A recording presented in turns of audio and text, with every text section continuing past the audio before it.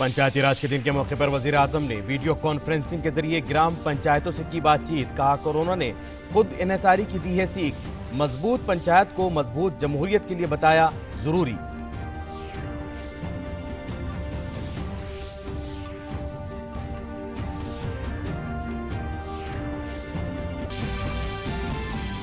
PM ने ई Gram Swaraj portal और स्वामित्व योजना का किया इफ्तिताह। पोर्टल से ग्राम पंचायतों की तरक्की में मिलेगी मदद। स्वामित्व योजना से यही भारत में इमलाक की तौसीक में मिलेगी मदद।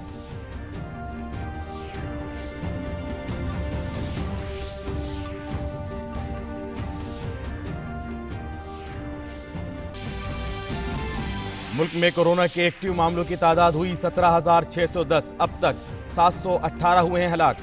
4,748 अफराद हुए सेहतयाब। 80 जिलों में पिछले 14 दिन में कोई नया केस नहीं।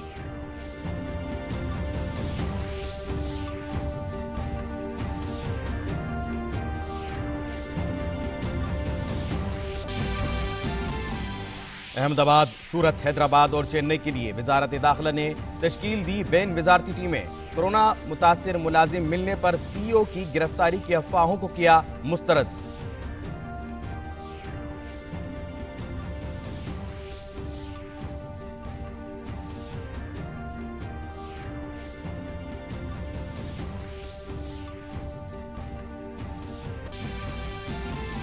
कोरोना से निपटने के लिए जारी इक़दामात का वज़ीर सेहत डॉक्टर हर्षवर्धन ने लिया जायजा। मुतासरीन की तादाद में इजाफे की रफ्तार कम होने पर किया इजहार इत्मीनान। सूरत हाल को कई मुल्कों के मुकाबले बेहतर बताया।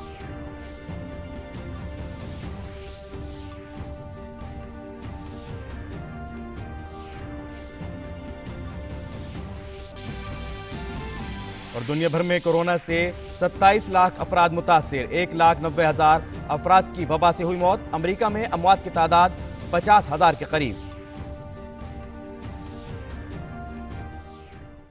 नाज़रीन आदाब, खबरनामे में आपका इस्तकबाल है और अभी तक की हम खबरों के साथ मैं मोहम्मद नौमान। वज़ीर आज़म नरेंद्र मोदी ने कौमी यौम पंचायती राज के मौके पर इंटीग्रेटेड ई ग्राम स्वराज पोर्टल और मोबाइल ऐप की शुरुआत की। इंटीग्रेटेड पोर्टल से ग्राम पंचायतों को अपने तरक्याती मंसूबे तैयार करने और उसे नाफिज करने में मदद मिलेगी। ई ग्राम स्वराज यानी simplified work based accounting application for Panchayati Raj. ये एक प्रकार से ग्राम पंचायतों के संपूर्ण डिजिटलीकरण की तरफ एक बड़ा कदम है। ये भविष्य में ग्राम पंचायत के अलग अलग कामों का लेखा जोखा रखने वाला सिंगल प्लेटफॉर्म बनेगा। अब अलग अलग एप्लीकेशंस में अलग अलग काम करने की कोई जरूरत आपको नहीं पड़ेगी। वज़ीर आज़म नरेंद्र मोदी ने स्वामित्व स्कीम की भी शुरुआत की। इससे इमलाक के डिजिटल नक्शा तैयार करने में मदद मिल सकेगी। जमीन के मालिकाना हक के मामले में भी शफाफियत आएगी। स्वामित्व योजना से गांव के लोगों को एक नहीं अनेक लाभ होंगे। पहला तो यह कि प्रॉपर्टी को लेकर जो भ्रम की स्थिति रहती है वो दूर हो जाएगी, झगड़े खत्म हो जाएंगे। दूसरा, इससे गांव में विकास योजनाओं की बेहतर प्लानिंग में और ज्यादा मदद मिलेगी। वज़ीर आज़म ने कहा कि कोविड-19 वबा ने सभी को खुद पर इन्हिसार करने की तरगीब दी है। गांव, जिला, रियासत और फिर मुल्क सभी कैसे खुद कफील बने, इस पर गौर करना इंतहाई लाजमी है। कोरोना संकट ने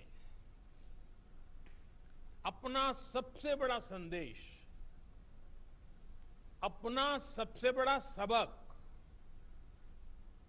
हमें दिया है, हमें सिखाया है और एक प्रकार से उस रास्ते पर चलने के लिए हमारा दिशा निर्देश किया है। और वो रास्ता क्या है, वो दिशा क्या है? इस कोरोना संकट से हमने अनुभव में पाया है कि अब हमें आत्मनिर्भर बनना ही पड़ेगा। बिना आत्मनिर्भर बने ऐसे संकटों को झेल पाना भी मुश्किल हो जाएगा। और आइए अब एक नजर डालते हैं भारत में कोरोना के मामलों पर। मुल्क में इस वक्त 17,610 अफराद कोरोना से मुतासिर हैं। कोरोना से 718 लोग अब तक हलाक हो चुके हैं। वहीं 4,748 लोग इलाज के बाद कोरोना से सेहतयाब हो चुके हैं। हुकूमत की कोशिश है कि सोशल डिस्टेंसिंग के जरिए इन्फेक्शन की चेन को तोड़ा जा सके, लिहाजा हुकूमत लोगों से लॉकडाउन के कवानीन पर अमल करने की अपील कर रही है।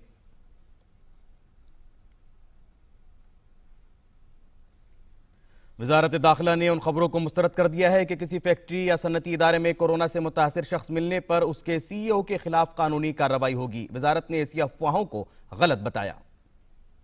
15 अप्रैल को जारी किए गए दिशा निर्देशों में ऐसा कोई भी प्रावधान नहीं है। जरूरी ये है कि सभी वर्क प्लेसेस, इंडस्ट्रीज और कमर्शियल एस्टैब्लिशमेंट्स में राष्ट्रीय निर्देश, standard health protocol, social distancing आदि का पूरी तरह से अनुपालन हो। वजारत दाखिला ने अहमदाबाद, सूरत, हैदराबाद और चेन्नई के लिए खुसूसी टीमें तश्कील दी हैं। आज गृह मंत्रालय ने 4 और इंटर मिनिस्टीरियल सेंट्रल टीम्स का गठन किया है, जो अहमदाबाद, सूरत, हैदराबाद और चेन्नई भेजी जा रही हैं। ये टीमें भी भारत सरकार के एडिशनल सेक्रेटरी लेवल अधिकारियों द्वारा लीड की जा रही हैं। इनमें पब्लिक हेल्थ के स्पेशलिस्ट और डिजास्टर मैनेजमेंट के स्पेशलिस्ट हैं। मरकजी वजीर सेहत डॉक्टर हर्षवर्धन ने वजीर मुमलिकत अश्वनी चौबे और आला हुक्काम के साथ मीटिंग की। इस मौके पर डॉक्टर हर्षवर्धन ने कोविड-19 के पेश नज़र किए गए इक़दामात का जायजा लिया और कोविड-19 के मामलात में कमी पर इत्मीनान का इजहार किया। उन्होंने कहा कि मुल्क भर में दीगर ममालिक के मुकाबले शरह अमवात और मरीजों की सेहतयाबी में बेहतरी है। आज हमारा डबलिंग रेट भी वो 9 के आसपास है। सारे देश को हमने उन जिलों में बांटा है जहां कोई केस नहीं हुआ है। हमने उन हॉटस्पॉट्स में बांटा है जहां 15 से ज़्यादा या 15 से कम केसेस हैं, और हमने उन नॉन हॉटस्पॉट्स में भी बांटा है डिस्ट्रिक्ट्स में जहां की 1 आध 2-3 केसेस हैं। आज भले ही कोई स्थानों पर केसेस के नंबर बढ़ रहे हों, लेकिन हम इस बीमारी को कंट्रोल करने के लिए एकदम बेहतर स्थिति में है। वज़ीर सेहत ने बताया कि भारत के पास तकरीबन 350 सरकारी व गैर सरकारी लेबॉर्ट्रीज मौजूद हैं। उन्होंने यकीन दहानी कराई कि गैर ममालिक से खरीदी गई कोई भी खराब PPE किट वापस कर दी जाएगी। PPEs, N95 मास्क, आने वाले समय में वेंटिलेटर्स, जो नेसेसरी दवाइयाँ हैं, उन सब के बारे में हम लोगों ने अपनी स्थितियों को पहले से बहुत ज़्यादा सुधार लिया है। PPE किट जो कि हमारे देश में बनता नहीं था, ये हमारे लिए ब्लेसिंग इन डिस्गाइज हो गया है कि अब इस समय 100 से ज़्यादा मैन्युफैक्चरर्स जो है भारत के अंदर इसके लिए तैयार हो गए हैं। एक दिन में लगभग 1 लाख से ज़्यादा PPE किट्स और 1 लाख से ज़्यादा N95 मास्क अभी हम भारत में बना रहे हैं। वज़ीर दिफा राजनाथ सिंह ने आज वीडियो कॉन्फ्रेंसिंग के जरिए कई जनरल ऑफिसर कमांडिंग से बातचीत की। वज़ीर दिफा ने कोविड-19 से निपटने के लिए की गई तैयारियों का भी जायजा लिया।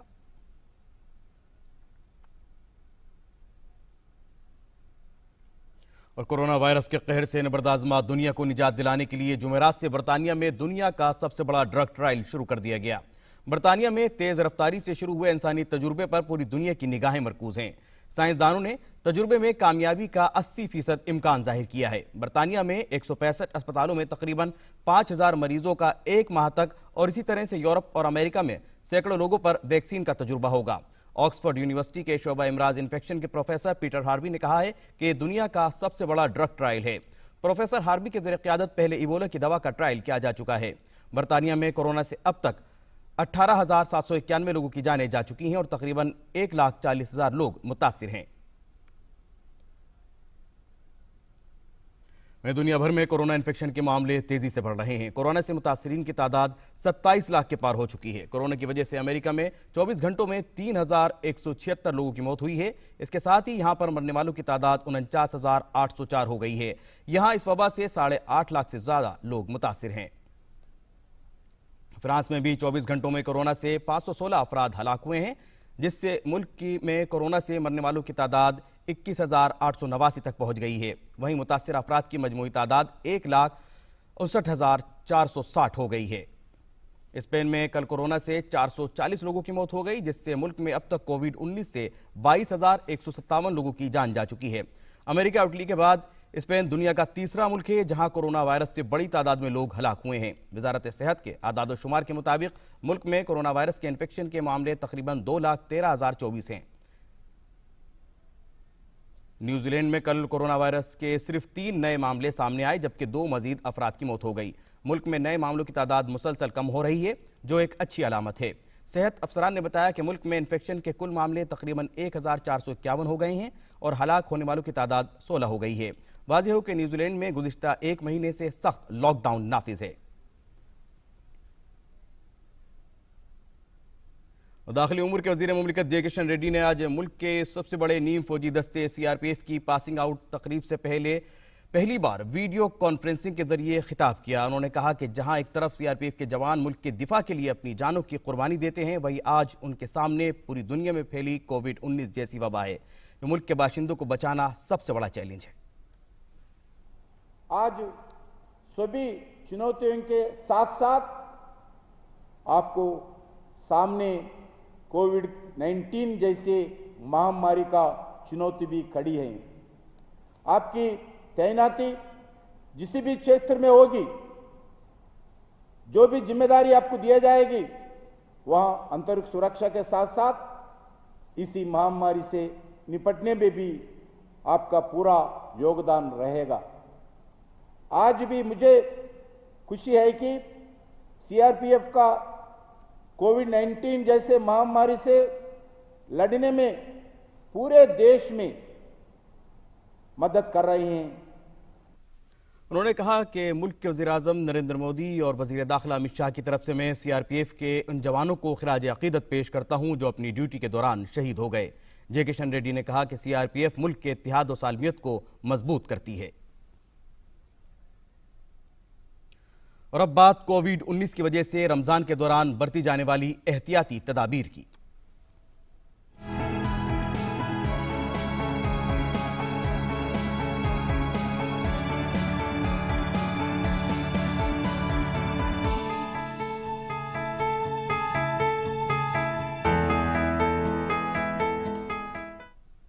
सऊदी अरब समेत कई खलीजी ममालिक में आज से माह रमज़ान का आगाज़ हो गया। कल चांद नजर आने के बाद सऊदी अरब की सुप्रीम कोर्ट ने आज से रमज़ान शुरू होने का ऐलान किया। इमाम काबा शेख अब्दुर्रहमान अस-सुदैस ने मस्जिद हराम में रमज़ान के चांद का ऐलान किया। उन्होंने लोगों से अपील की कि वो कोरोना से बचाव के लिए एहतियाती तदाबीर पर अमल करें और रमज़ान के दौरान इस वबा से निजात की दुआएं करें। याद रहे कि मस्जिद हराम और मस्जिद नबवी में तरावी की नमाज में आम लोगों का दाखिला रोक दिया गया है। गुज़िश्ता रात की तरावी में सिर्फ अमले के अहलकार शरीक हुए।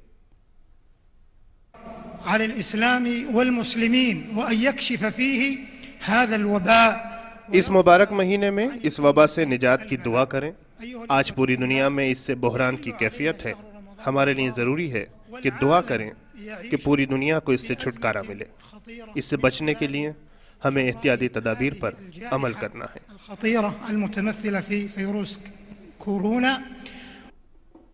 वहीं उलमा ने लोगों से अपील की है कि वो रमज़ान के दौरान लॉकडाउन का ख्याल रखें। इबादत के दौरान सोशल डिस्टेंसिंग पर भी अमल करने को कहा गया है। मुल्क में इस वक्त कोरोना वायरस की जो वबा और पूरे दुनिया में फैली हुई है, उसके पेश नज़र मेरी आप सब हजरात से मुअद्दबाना गुजारिश है कि डॉक्टरों की सलाह और इस तरीके से सरकार के जो अहकामात है उनके मुताबिक अब हम अपनी जान की हिफाजत के पेश नज़र उन इक़दामात को अपनाएं। मस्जिदों में न जाएं, बल्कि अल्लाह ने अपने एक फरमान के अंदर फरमाया है कि सारी ज़मीन तुम्हारे लिए मस्जिद है, तो अपने घरों को ही इबादत गाह बनाएं और उसके अंदर जो है इबादत करें, तरावीह पढ़ें। हुकूमत और महकमे सेहत की तरफ से बहुत सारी हिदायत और गाइडलाइंस जारी हो चुकी हैं। इस पर अमल करते हुए हम अपने घरों में रहें और समाजी दूरी बरकरार रखें। ऐसे मौक़ों पर इस्लाम की भी यही तालीम है। रमज़ान की आमद के पेश नज़र हम अपनी 5 वक्ता नमाजें, तरावीह और दूसरी इबादत इन्हीं हिदायत की रोशनी में अपने घरों ही में अदा करें। आप सोशल डिस्टेंसिंग का ख्याल रखते हुए, लॉकडाउन का ख्याल रखते हुए इसका पूरी तरह से इसकी पाबंदी करें। तरावी अपने घर में ही पढ़ें। जिस तरह से पीछे आप लोगों ने मुल्क की हुकूमत को सपोर्ट किया, यहाँ के कानून को सपोर्ट किया और लॉकडाउन को पूरा पालन किया है, उम्मीद करता हूँ कि इस रमज़ान मुबारक में भी आप अपने घरों में रहते हुए खूब इबादत करेंगे। तो इस वक्त जो हालात हमको दरपेश हैं उनमें अल्लाह के दीन की तालीम यही है कि हम ये रमज़ान ज़रा मुख्तलिफ तरीक़े से गुजारें, नमाजें घरों में अदा करें। लेकिन अज़ीज़ान गिरामी, इस ज़रिए से भी हम अल्लाह के हुक्म ही की तामील कर रहे हैं। इन हालात में शरीयत की जो तालीमात हैं उस पर अमल कर रहे हैं। ये रमज़ान मुबारक का इस तरह से इस्तकबाल करना है कि हम बीमारी से भी बचे रहें और जो सोशल डिस्टेंसिंग मेंटेन करने की बात हुकूमतें कह रही हैं वो भी हमें करना है। डॉक्टरों की तरफ से जो हिदायत दी जा रही हैं वो भी करना है और उसके साथ हमें रमज़ान मुबारक का ज़्यादा से ज़्यादा फ़ायदा उठाना है। रमज़ान मुबारक इस वक्त यानी हमें सोशल गैदरिंग से, भीड़ भाड़ से बिल्कुल बचना है और जो मस्जिदों के अंदर हम तरावी पढ़ने जाते थे, इंशाल्लाह फिर मौका आएगा। इस वक्त तरावी के लिए मस्जिदों में न जाएं और बाज़ारों में भीड़ न लगाएं। तो इस बीमारी को रोकने का तरीक़ा ये है कि इसकी चेन ब्रेक कर दी जाए और चेन ब्रेक जब होगी जब हम सोशल डिस्टेंसिंग, फिज़िकल डिस्टेंसिंग को मेंटेन करेंगे, रिलीजियसली मेंटेन करेंगे। WHO की तरफ से सेहत के ताल्लुक से बहुत सारी हिदायत जारी की गई हैं, जिनमें से एक अहम हिदायत सोशल डिस्टेंस है, यानी एक दूसरे से फासले पर रहा जाए। चुनाचे इबादतगाहों में और मस्जिदों में इज्तिमा से परहेज की ताकीद की गई है। ऐसे में हर मुसलमान का फर्ज है कि वो रमज़ान की इबादतों को अपने घर में रहकर अंजाम दे, चाहे वो 5 वक्त की नमाजें हों या तरावीह का अहतमाम हो। ये सारी इबादतें वो अपने घर वालों के साथ रहकर अंजाम दें। इस वक्त जो हालात हैं, ऐसे हालात को समझने की कोशिश करें, दूसरों को भी अपनी ज़ात से तकलीफ़ ना पहुंचाएं और अपने आप को भी दूसरों की तकलीफ़ से महफूज करें। उसके लिए गवर्नमेंट ने जो मस्जिद में जाने से या भीड़ इकट्ठा करने से मना किया है, इस कानून का पालन करना भी खुद एक इबादत है। इस बात को हमको समझना चाहिए और इसकी फ़िक्र करनी चाहिए। दूसरी चीज़ मैं कहना चाह रहा हूँ कि इस सिलसिले में जो भी कॉपरेशन है वो ज़रूर करना चाहिए। अगर कोई हेल्थ की टीम आती है चेक करने के लिए तो उनका भी कॉपरेशन करें और ये समझ करके करें कि यही एक मसले का हल है, वरना ये वबा ऐसी फैल जाएगी कि हम जो है वो खुद ब खुद इतना परेशान हो जाएंगे जिसका कोई अंदाज़ा नहीं है। ये इज्तिमाइयत जो है, इस इज्तिमाइयत को रोका गया है, चाहे वो नमाज जमात की हो, मजालिस की हो, लेकिन इसमें न रोज़े से रोका गया है और न ही आपको नमाज से रोका गया है। तो ये जो वजारत सेहत की तरफ से हिंदुस्तान में है, ये हमारे लिए जानलेवा हालात है कोरोना के अलावा आम दिनों में भी ये है कि अगर आपका हकीम या डॉक्टर किसी चीज़ को मुज़िर सेहत करार देता है तो उस अमल से, उस चीज़ से आपको बचना है।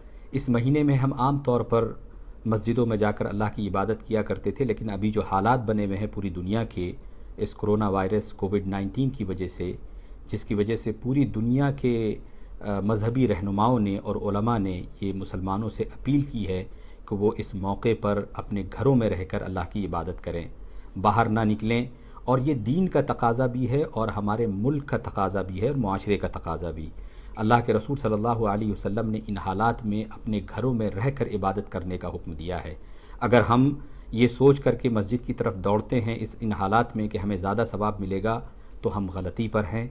इसलिए रमज़ान की इस इबादत को अल्लाह के रसूल सल्लल्लाहु अलैहि वसल्लम की फ़रमान पर और अपने मुल्क के कानून पर अमल करते हुए हमें अपने घरों में रहकर इबादत करनी चाहिए, तरावी पढ़नी चाहिए और इफ्तार का एहतमाम करना चाहिए। कोरोना वायरस एक मौलिक वबा है। इससे बचने के लिए हुकूमत ने सही वक्त पर लॉकडाउन किया।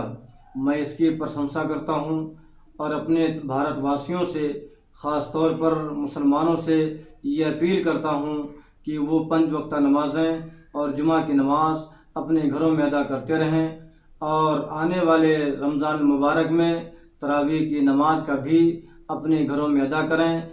बग़ैर किसी वजह के घर से बाहर ना निकलें, बल्कि लॉकडाउन का मुकम्मल एहतमाम करें। ऐसे नाजुक मौके पर हुकूमत और डॉक्टरों की हिदायत के मुताबिक आपसी डिस्टेंस का ख्याल रखते हुए अपने अपने घरों में इबादत करें और इज्तिमाई कोई तकरीब न करें। रोज़ा कुशाई के इज्तिमाई प्रोग्राम से भी बचें। ये महीना दुआओं की कबूलियत का महीना है और दुआओं का एहतमाम करें कि अल्लाह रब्बुल इज़्ज़त इस वबाई बीमारी से मुल्क की तमाम अवामुन नास को महफूज फरमाएँ और जो लोग इस बीमारी की चपेट में आ चुके हैं अल्लाह रब्बुल इज़्ज़त उन्हें सेहत और तंदुरुस्ती अता फरमाएँ। इस साल कोरोना वायरस पूरी दुनिया को लपेट में लिए हुए है और इससे बचने के लिए डॉक्टरों का मशवरा ये है सोशल डिस्टेंसिंग रखें ताकि एक दूसरे से बच सकें और हमारी इबादतें अल्लाह के नज़दीक ही कबूल होंगी, चाहे वो तरावीह हो, नमाज़ें हो, इफ्तार हो, इज्तिमाई ना हो, इसलिए कि ये बीमारी वो है जो एक दूसरे से लगती है। लिहाजा एहतियात यही है कि सोशल डिस्टेंसिंग बनाए रखें। हमें ये अहद करना चाहिए कि हम अपनी नमाज़ों को जिस तरह से साबका दिनों में अपने घरों में पढ़ते रहे हैं, उसी तरह से रमज़ान के मुबारक महीने में भी पंजगाना नमाज़ें, जुमा की नमाज के बदले ज़ोहर की नमाज और तरावीह की नमाज़ें अपने घरों में पढ़ेंगे। हुकूमत ने जो लॉकडाउन नाफिज किया है उसका मुकम्मल तौर पर पासो लिहाज रखेंगे और किसी तरह से उसकी उदूली नहीं करेंगे।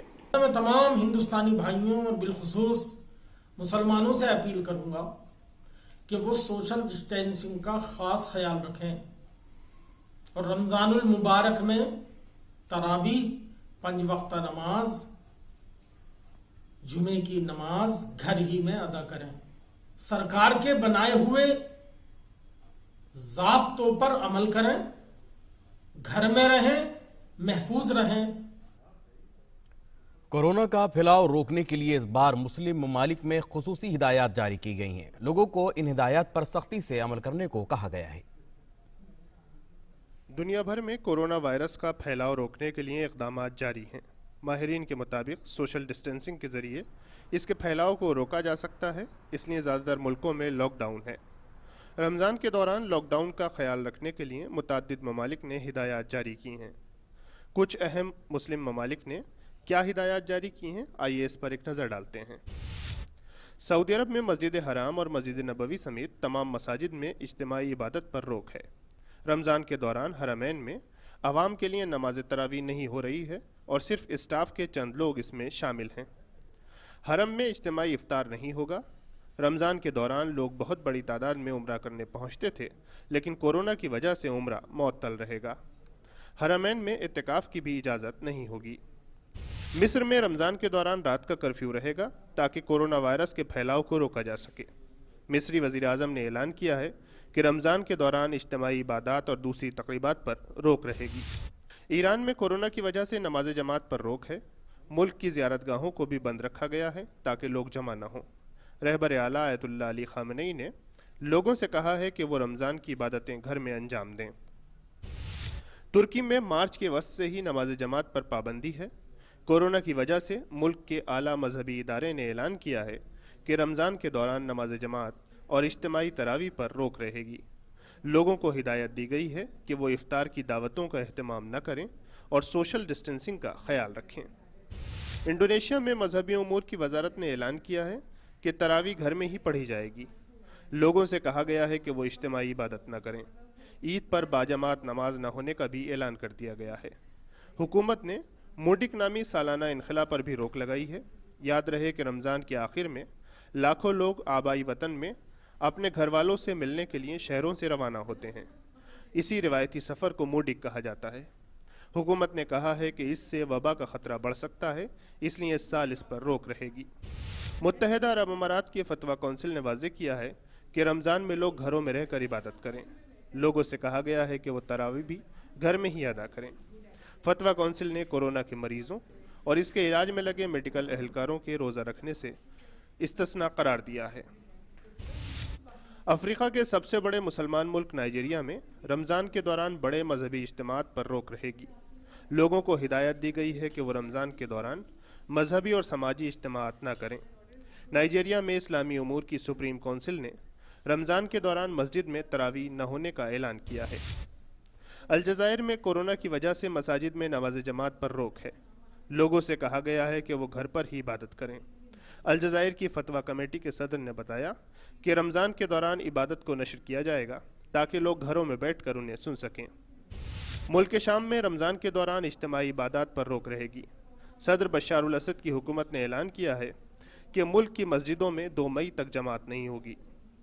बहरीन में कोरोना की वजह से मसाजिद में नमाज अदा करने पर रोक लगा दी गई थी, जो रमज़ान के दौरान जारी रहेगी। मुल्क की मशहूर अल-फतह मस्जिद में सिर्फ इमाम और 5 लोग तरावी पढ़ेंगे। अवाम के लिए तरावी टेलीविज़न से नशर होगी। ओमान में इज्तिमाई मजहबी तकरीबात पर रोक है। कोरोना से निपटने के लिए बनी ओमान की सुप्रीम कमेटी ने कहा है कि रमज़ान के दौरान मसाजिद बंद रहेंगी और इज्तिमाई तरावी नहीं होगी, सिर्फ अजान दी जाया करेगी। कतर में इज्तिमाई इबादत पर रोक रहेगी। कोरोना की वजह से मसाजिद में इफ्तार, अवामी इज्तिमात, समाजी और सकाफती या खेल कूद की सरगर्मियाँ नहीं होंगी। कुवैत में कोरोना की वजह से लगाया गया कर्फ्यू मई के आखिर तक बढ़ा दिया गया है। लोगों को हिदायत दी गई हैं कि वो घरों में रहकर ही इबादत करें। उर्दन में रमज़ान के दौरान मसाजिद में नमाज पर पाबंदी रहेगी। कोरोना वायरस का फैलाव रोकने के लिए वहाँ की हुकूमत ने राजधानी ओमान में घर से निकलने वाले लोगों को गिरफ्तार कर लेने का ऐलान किया है। मराकश में कोरोना का फैलाव रोकने के लिए मार्च में मसाजिद बंद कर दी गई थीं। वहाँ की हुकूमत ने इसमें 20 मई तक तौसी कर दी है। रमज़ान के दौरान मसाजिद में इज्तिमाई इबादत नहीं होगी। कोरोना वायरस के फैलाव को रोकने के लिए लोगों को इस बार रमज़ान में ख़ास तौर पर एहतियात बरतने का मशवरा दिया गया है। पूरी दुनिया की कोशिश है कि कोरोना के फैलाव की जंजीर को तोड़ दिया जाए। मालिक अश्तर, DD न्यूज़ उर्दू खबरें।